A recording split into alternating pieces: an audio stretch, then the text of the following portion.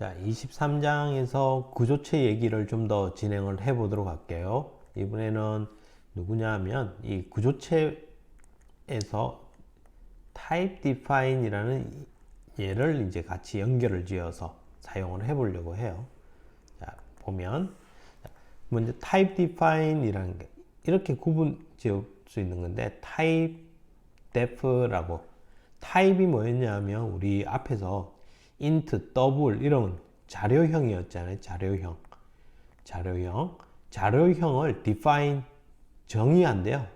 type define 자료형을 정의한다.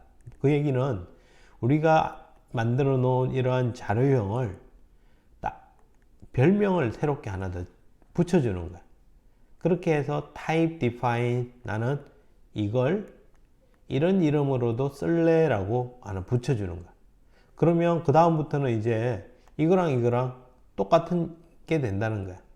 그래서 우리가 이렇게 적은 거나 이렇게 적은 거랑 둘이 똑같은 얘기가 된다는 거야.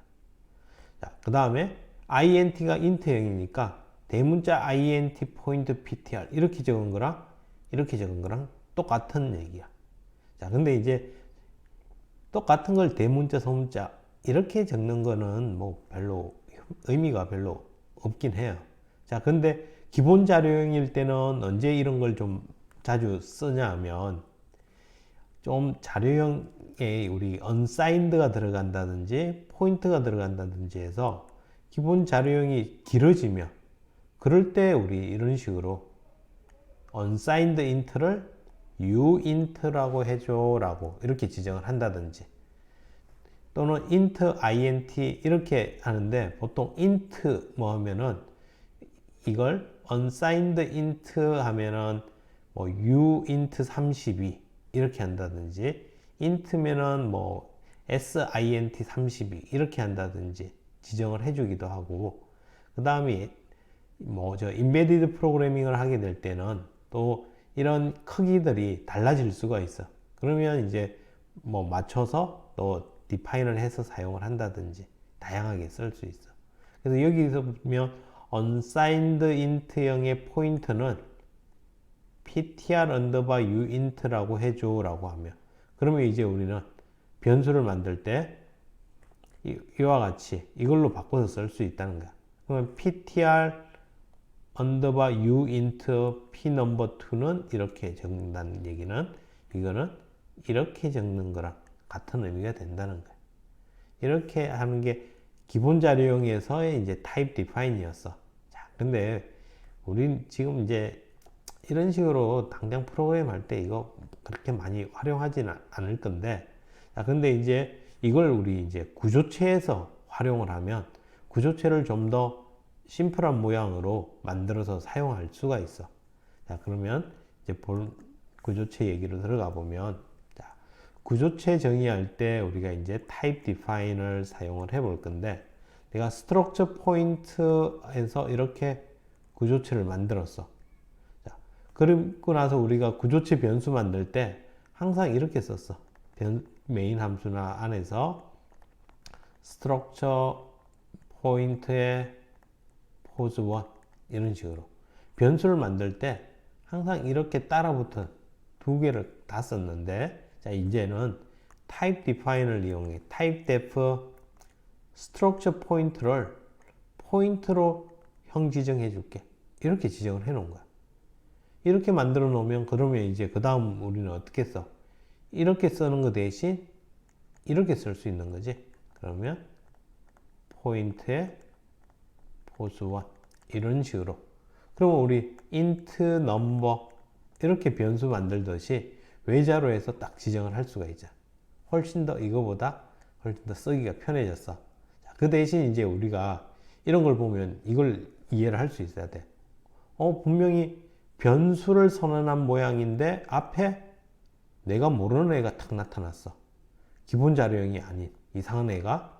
그럼 이거 무조건 잘못된 게 아니라 건지 아닌지를 바로 알 수 있는 건 아니고 이런 이름으로 어딘가에 구조체를 선언을 해놨는지 구조체를 해서 만들어서 type define에서 지정해 놓은 게 있는지를 먼저 살펴봐야 알 수 있겠죠. 그것까지 유추할 수 있어야 돼. 자, 그러면 이런 식으로 해서 별도로 type define 만들 수도 있지만 보통은 이런 합친 형태를 많이 사용을 해. 우리가 구조체를 이렇게 만드는데 만들과 동시에 type define 누구 이렇게 지정을 해줄 수 있다는 거야. 이렇게 만들고 따로 한 거나 한 번에 바로 해서 define을 해줄 수도 있다는 거지. 이렇게 해서 구조 type define을 해주면 그러면 우리는 이제 이렇게 structure pointer에서 type define structure 포인트로 지정해줘. 또 이번 structure person으로 만들었는데 이걸 type define에서 누구로? person으로 지정을 할게 라고 한 거야. 그러면 이제 우리는 이와 같이 type define을 해놨으니까 이제 포인트의 pose 변수는 10, 20. 그 다음에 person man은 이렇게 지정을 해줘서 사용할 수 있겠지. 이게 바로 우리 앞에 22장에서는 어떻게 봤냐 하면 여기 포인트를 type define을 안 했기 때문에 structure point pose는 10, 20 이렇게 해줬고 또 structure person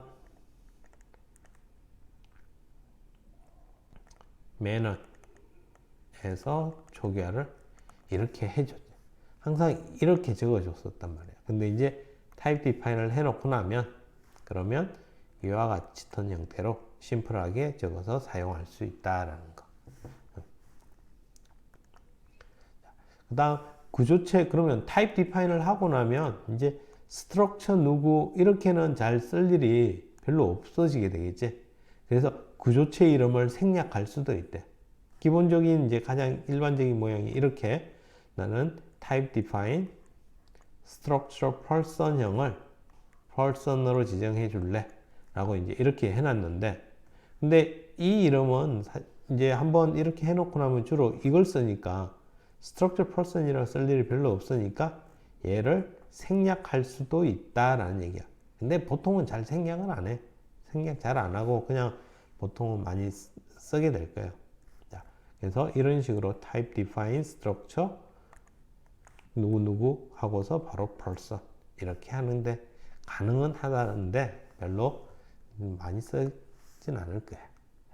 이렇게 해서 우리가 일단 구조체 안에서 이제 구조체 선언을 하고 type define 이라는 걸 이용해서 그래서 지정을 해주고 나면 이제 구조체 변수나 구조체 배열을 선언할 때 일반적인 우리 변수 선언하는 거와 유사한 모양으로 이제 만들 수 있어서 프로그램 할 때 훨씬 더 편하게 쓸 수 있을 거야. 자, 여기까지 해서 type define 얘기를 마무리를 지어 볼게요.